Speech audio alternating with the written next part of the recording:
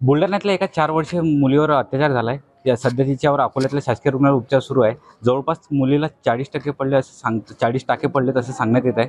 नेमकं तिची स्थिती काय आहे? आमदार अमोल मिटकरींनी त्यांच्या पीडित मुलीच्या कुटुंबियाशी चर्चा केली आहे, भेट घेतली आहे. ते आपल्यासोबत स्वतः मिटकरी सर आहेत. सर, काय सांगाल, नेमकं काय परिस्थिती आहे? खरं तर मी साम चॅनलचे आभार मानतो की त्यांचे प्रतिनिधी अक्षय गवळी यांनी सकाळी ही घटना आमच्या निदर्शनास आणून दिली. बुलढाणा जिल्ह्यातील एक आदिवासी गरीब समाजातील कुटुंब आहे आणि एक 4 वर्षाची चिमुरडी तिच्याच नातेवाईकांनी तिच्यावर बळजबरीने 21 वर्षाच्या तिचा काका, तिच्या आईच्या सांगण्यानुसार त्याने बळजबरीने गाईच्या गोठ्यात नेऊन तिच्यावर जे अनन्वित अत्याचार केले आणि ज्या प्रकारे तिच्यावर अत्याचार केल्यानंतर तिचा रक्तस्राव थांबत नाही अशी परिस्थिती आणि अत्यंत गंभीर अशी परिस्थिती आहे. सध्याची परिस्थिती मी बघून आलो तर एखाद्या क्रूर घटनेला सुद्धा लाजवेल, म्हणजे जशी बदलापूरमधली घटना आपण पाहिली महाराष्ट्रात, तशीच भयंकर घटना ही घडलेली आहे. अकोला GMCमध्ये ती ॲडमिट असल्यामुळे मला इथं लवकर येता आलं आणि डॉक्टरांनी चांगली ट्रीटमेंट जरी केली असेल तरी ती सध्या धोक्यातच आहे. धोक्याच्या बाहेर ती अजून गेलेली नाही. मात्र या आदिवासी समाजाला न्याय मिळावा ही मागणी तर मी गृहमंत्र्यांकडे करेल आणि बुलढाणा पोलिसांचे आभार मानतो की त्यांनी 12 तासाच्या आत आरोपी अटक केला. पण नुसतं आरोपी अटक करून हे भागणार नाही. एखाद्या 4 वर्षाच्या चिमुरडीवर 21 वर्षाचा तरुण असं जर हे करत असेल, अतिरेक करत असेल, मला असं वाटते गृह विभागाने त्याचं एन्काउंटर करावं.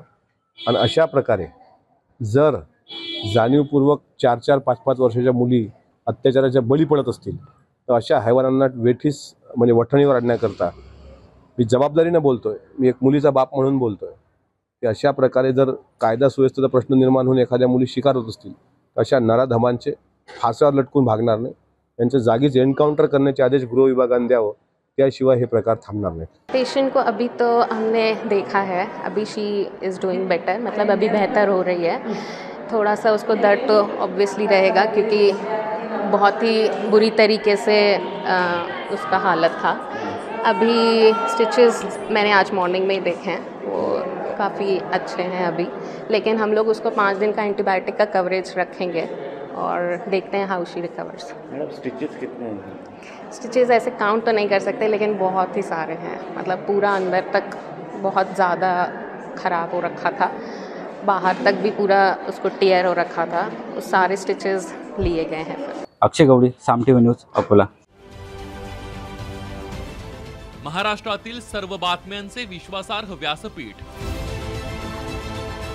सकाळच्या सर्व सोशल मीडिया प्लॅटफॉर्मला लाईक, फॉलो आणि सबस्क्राईब करा. तसंच सर्व नोटिफिकेशनसाठी बेल आयकॉन प्रेस करायला विसरू नका.